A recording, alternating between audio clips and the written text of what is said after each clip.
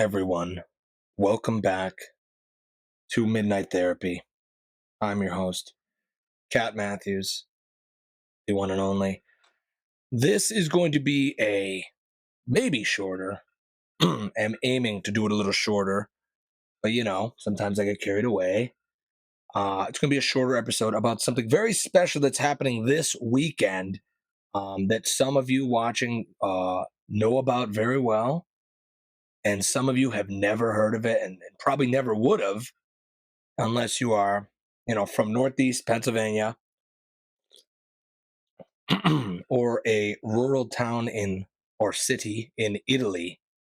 Um, this event only goes on two places in the entire world, and I just wanted to spread the word to those that don't know about it, or provide a little more info to people that do know about it but might not know everything, or may have a incorrect idea of what this day really means. This day is called by many Ubaldo. They call it Ubaldo, named after a saint. His name was Saint Ubaldo. Um, and there was a day dedicated to him where some very interesting traditions are carried out. And I just want to get into that. Um, as well as I could. Now, before I do, I just want to make sure everyone knows that I am not a historian. So I don't know if all this is going to be correct. I'm going to provide you some documentaries and websites to check if you want to know more. This is not the History Channel. This is not local, public access TV. This is, what this is. And you know who I am. So I'm going to try to do as best as I could to provide you with a segue in to this. And then if you want to go deeper in, you can, but please don't hold me accountable if I get something wrong or if I pronounce something wrong or miss a key detail, because I'm trying my best here. So go easy on me, as Adele said. Good song. Good song. But Ubaldo, I have been to Italy. Let's start out with that. I am Italian, for those of you who know the real origin of me and my true last name. That'll be, pretty self-evident. But I'm Italian. I did study art in college, as I said before on the show, and I did study abroad. And I did go to Italy, but I did not go to Gubbio, which is what we'll be getting into that soon, where Gubbio is and what it represents and why it's connected to Northeast PA, specifically Jessup. But there is a tradition called the Race of the Saints. And again, one more disclaimer, I don't speak Italian well. The only reason I say well is because I do speak it a little. And anyone who if you know me, it comes out after a couple beverages, and I am pretty good. In my mind, I'm pretty good. The bartenders or any, the waiters and the waitresses, they don't appreciate it much when we're at an Applebee's. And I'm like, scusi, una birra, per favore, mi mica. Like, they don't like that. But it's accurate, and you can't say it's not. But with that being said, I'm still not proficient or fluent, sorry, in Italian. So keep that in mind. Not fluent, not claiming to be. So if I mess up the pronunciation, please don't get mad. I don't think a lot of people in Italy are going to be watching this. So I don't think it'll be a problem. But if someone is a true historian or a traditionalist, you might get mad. But it's what it is. This is me. You're watching this show. If you're watching this show, you know what you're getting into. So with that being said, let's dive in to the Race of the Saints, which is what we're going to be talking about. It's going on this weekend. First and foremost, Jessup, Pennsylvania. The whole town will be celebrating. If you wish to come, if you're near Jessup, just come. I can't stress that enough. Just come see it. Let all your previous opinions and whatever you think this is, just let it go. Come and check it out for yourself. Don't believe what anyone says. except me. But it is an awesome thing to see. I've been going to it since I've been a very small kid. My interpretation of it has changed drastically over the years on what I thought it was and what I think it is now. And that's only from meeting people in the community. So I encourage you all to do that. And I'm going to talk about why that's just important in general throughout this episode. But without further ado, Ubaldo, the race of the saints. This all started in a place called Gubbio, Gubbio, Italy. It's a city in Umbria, which is in Italy. If I didn't say that.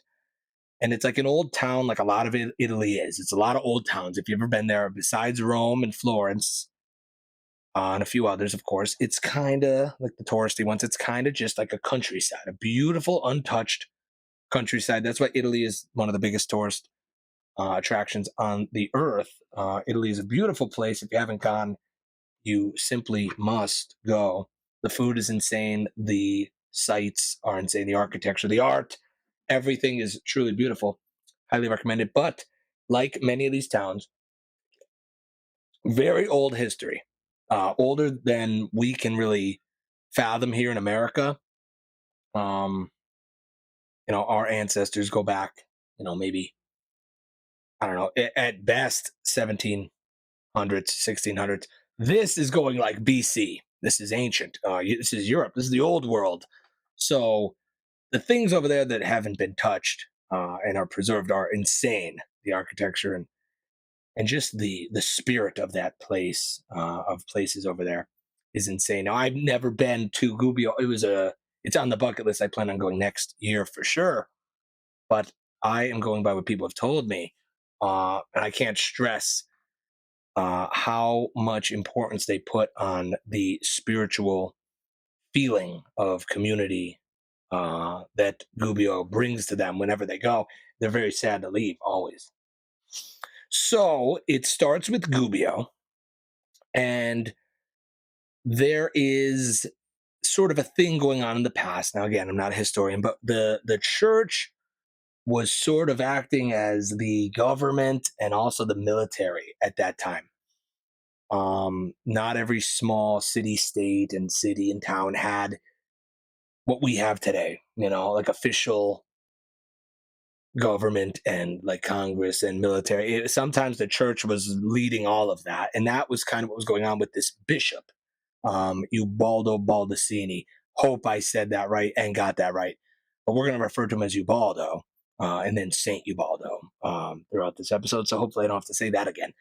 But at this time, like I said, the church was kind of the government, and he was a bishop leading a military, which is kind of crazy.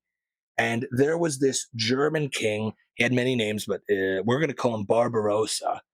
I think it's pretty cool. And because some older Italians from my town used to call me that, they would say, "You look like Barbarossa," because I guess he was a bearded man, conqueror. I guess I give off that vibe. So Barbarossa, he's taken over all these towns. And I'm getting, like I said, this is the abridged version. This is not History Channel quality. I'm giving you my quality, but I hope I'm doing it justice. But he was taking over all these, smaller territories. And not gonna, if you want more details on that, look it up. But he was coming for Gubbio. And at this time, St. Ubaldo is quite old. He's an older man.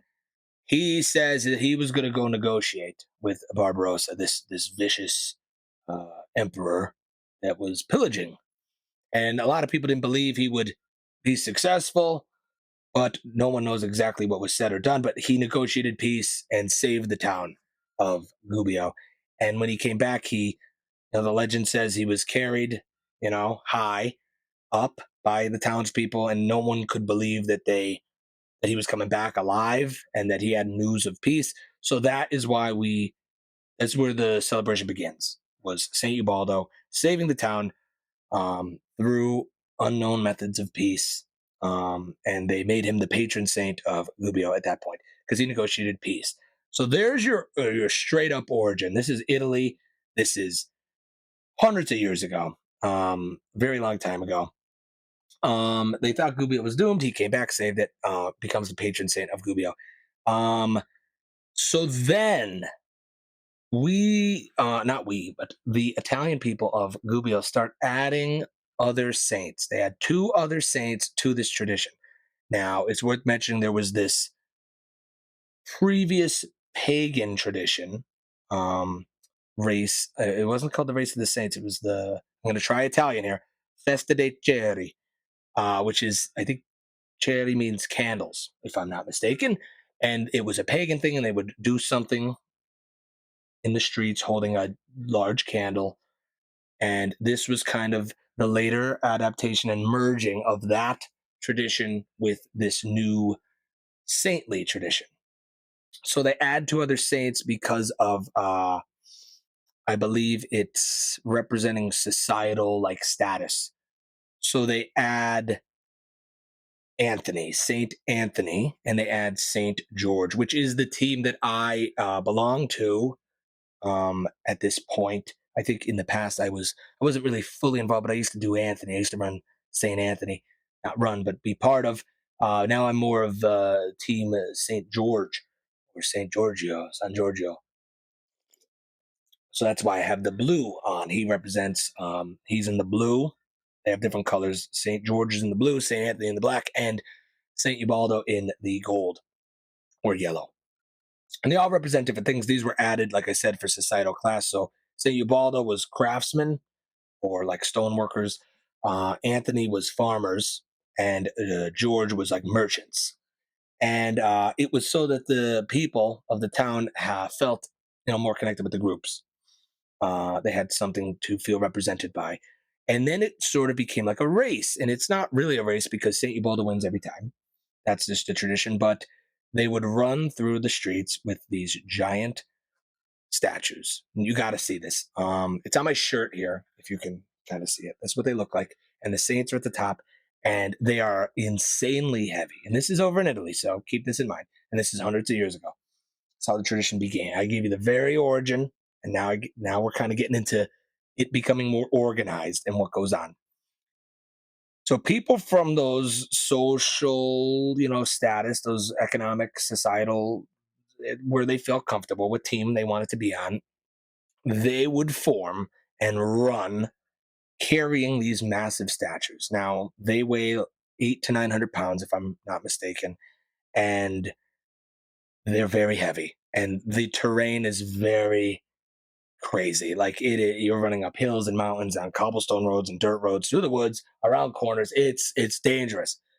But this has been going on for hundreds of years, and it is stronger than ever. And it still goes on every year in Gubbio, Italy, and it's a huge deal. It went on last week over there. Only men can run. That's the thing. That's still the tradition. And everyone is wearing one of those three colors. It's a sight to see. You can look up videos on YouTube if you wish to see more about that, but it is quite awesome. But let's get to why I'm talking about this. This is where it all comes together. I am currently in the town of Jessup, PA, filming this amazing podcast that all 30 of you know and love. Jessup, PA is quite important because there are only two places this tradition goes on, and it's Gubbio and Jessup, PA. Some of you are not going to believe this. I know you aren't, but it's true. So why Jessup?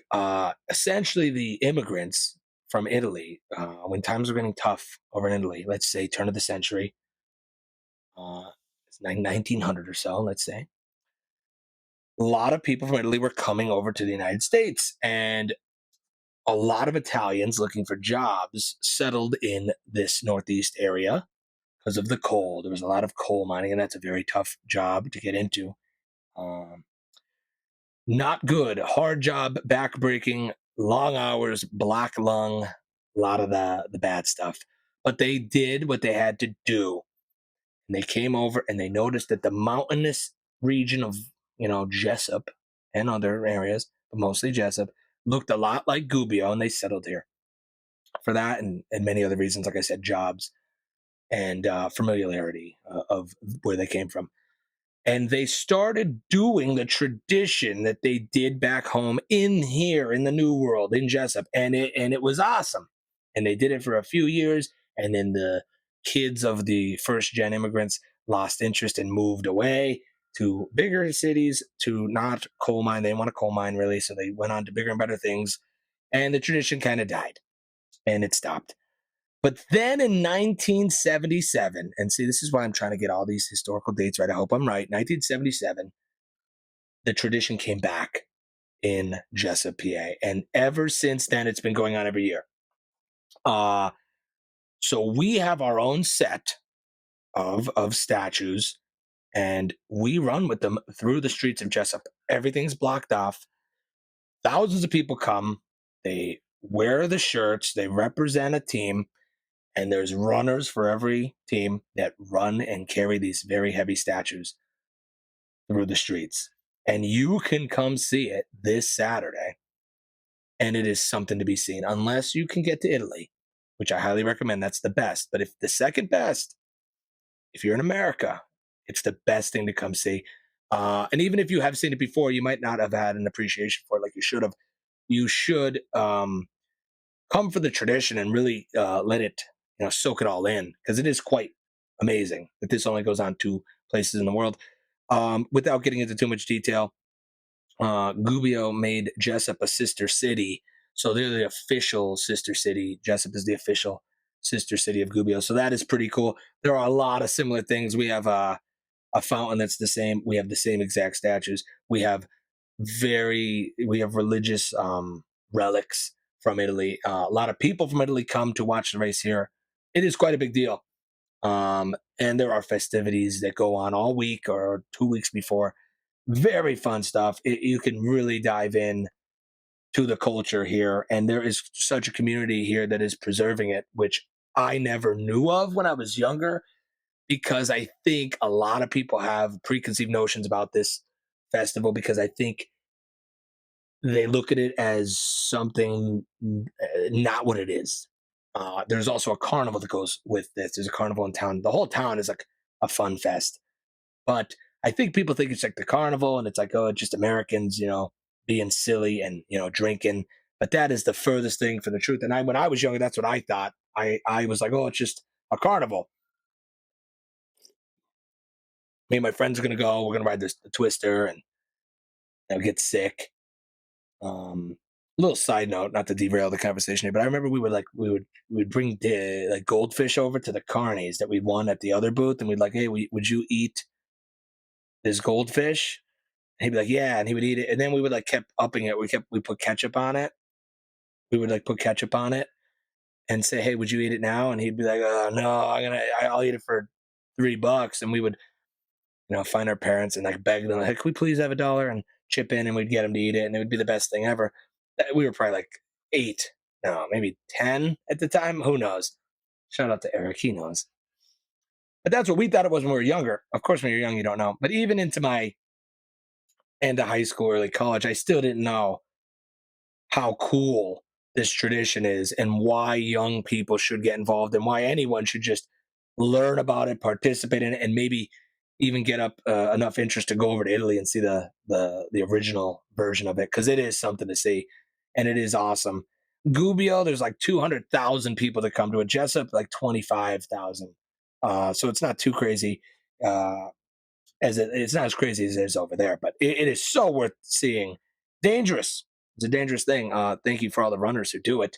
My uncle, my mom's uncle, was a runner back in the day, and he actually got trampled and lost his eyeball. That's like a famous story around here. Uh, he did lose his eyeball in the race, so it's a little dangerous sometimes. But everything worth doing is dangerous. A little bit. You just have to be careful.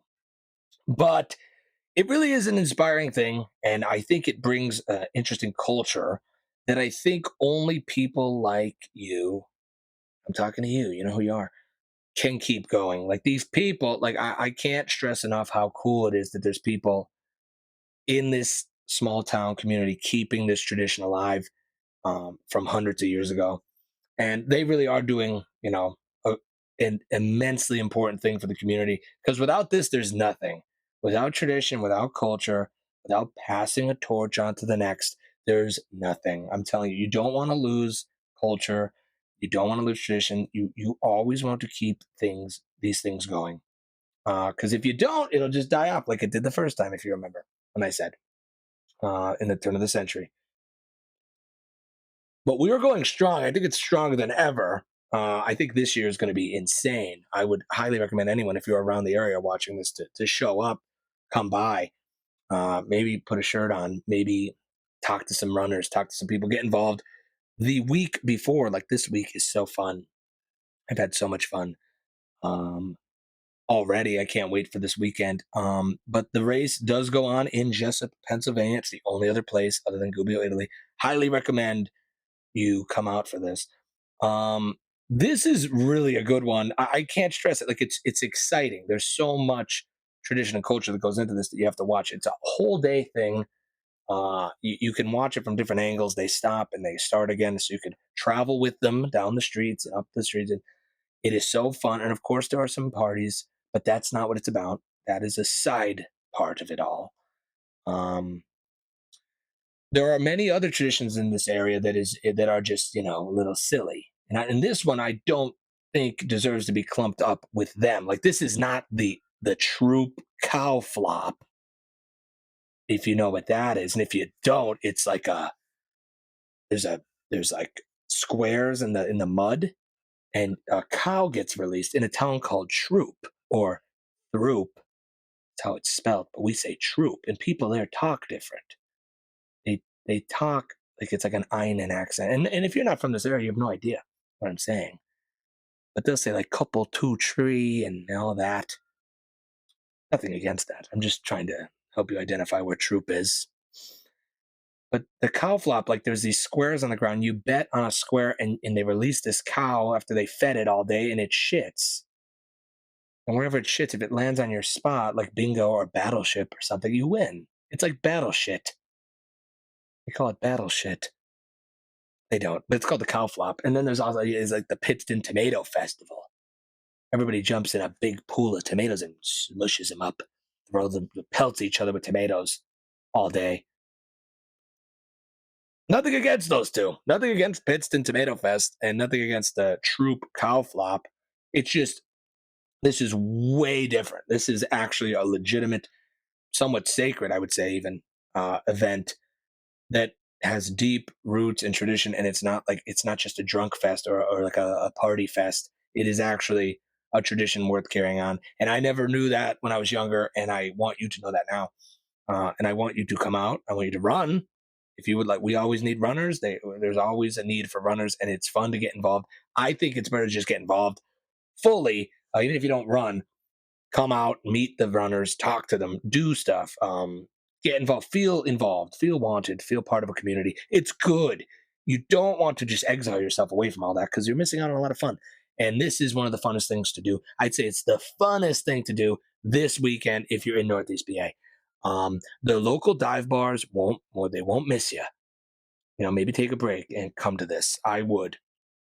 Uh, your seat will be there next week. This is once a year, and it's worth attending. So that's my little spiel on Ubaldo, and I hope I got the history right, and I hope I covered most of the basics. But it's going on here, only here in Gubbio does it go on, so that's kind of cool. So I'd come out, like I said, and a little bit of a shout out to two great businesses in this area. Three Saints Barbershop. It is named after this tradition. Obviously, the Three Saints, Ubaldo, Antonio, and Giorgio. Uh, Best barbershop I've ever been to, hands down. Just the community in there, the conversations that go on, the quality. Like, look at this. The quality of a service you get. And like I said, the people are unmatched. So big shout out to them and Mike, the owner. He is deeply involved in this tradition and he's a massive part of keeping it alive. So big thanks to him. And of course, Jack's Pub and Eatery, uh, the best chicken wings of all time. You could call my bluff if you want. Go there, try them out. If you're in for the weekend, you can stop at Jack's and get some wings. Try it out. Best bar, best. It is such a feeling when you're in that bar. I can't explain it. It is the last of that vibe that is like an older timey, everybody knows your name. You could talk to anyone bar. It's the last of that. And the wings are unmatched. And I work there sometimes. I don't work well, apparently, but I work there. I'm a bartender.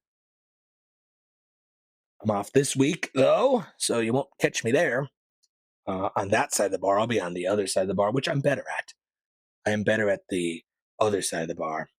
Drinking the drinks, not making.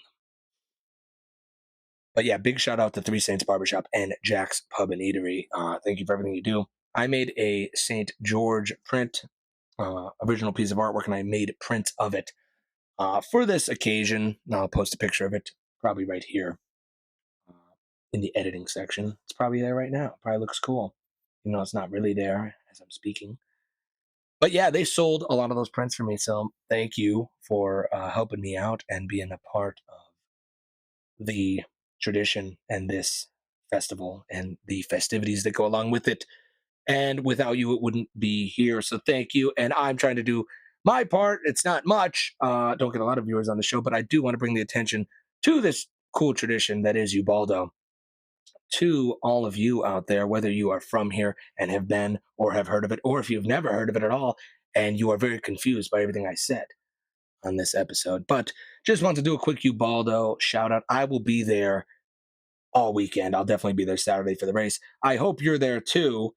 Um, you gotta just see it, and you gotta go to Italy if you could. I know I'm putting the cart in front of the horse, but definitely come to Jessup if possible. And then if you do, you'll be so inspired you'll have to go to Italy. And if you haven't seen Italy yet, you better go because it is definitely worth seeing before you leave this rock. So do it up.